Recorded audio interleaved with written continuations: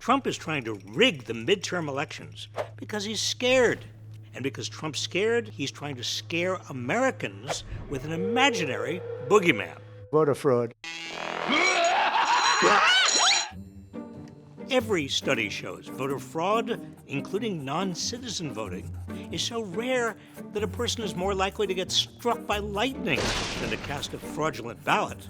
Or as Trump's own Attorney General put it when Trump asked him to spread lies about the 2020 election, the claims of fraud were bull.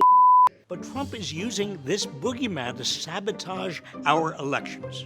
Here are three things I'm worried about, and then I'll tell you how we fight back. Number one, new voting restrictions. Trump is pushing for strict voter registration laws that would require eligible voters to prove their citizenship. The Save America Act. But a state ID or driver's license won't do. Voters would need to show either a current passport or a certified birth certificate from the state they were born in order to register. Yet more than 21 million Americans cannot easily provide these documents, either because they simply don't have them or they can't afford to get them. Do you know where your birth certificate is? And even if you do have it, about 80% of married women and 30% of trans people have legal names that don't match their name on their birth certificates, which makes it even harder to register. Trump isn't stopping there. He also wants to restrict mail-in voting. No mail-in ballots.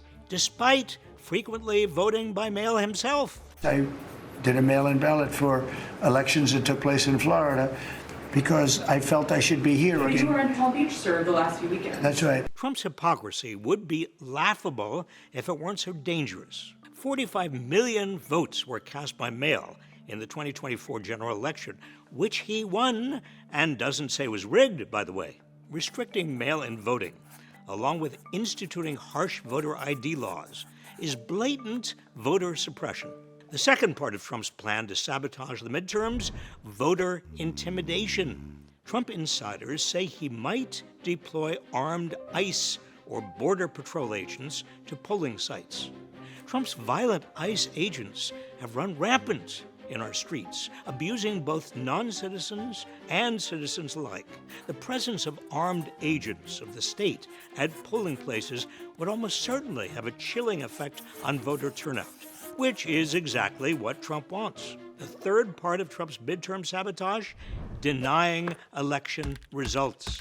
Trump's latest big lie is that any Democratic victory is illegitimate. The only way they can get elected is to cheat. What if Republicans lose the midterms, but follow Trump's 2020 example and try to hold on to power?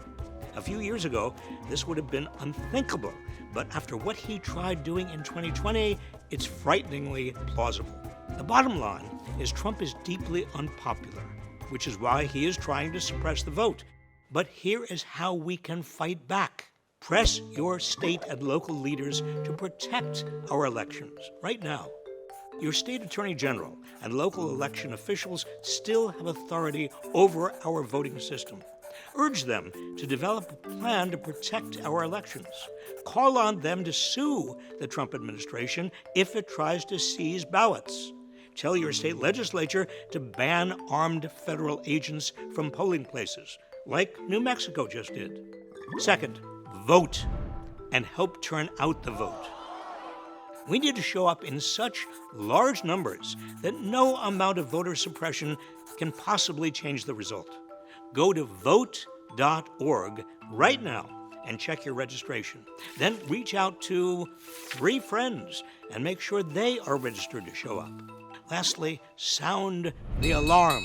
Share this video. Help spread the word that the boogeyman of voter fraud is just a cover for Trump's election sabotage. We would have gotten away with it if it hadn't been for you meddling kids! Trump's strategy to sabotage the election depends on fear, confusion, and division. We must respond by being brave, focused, and united.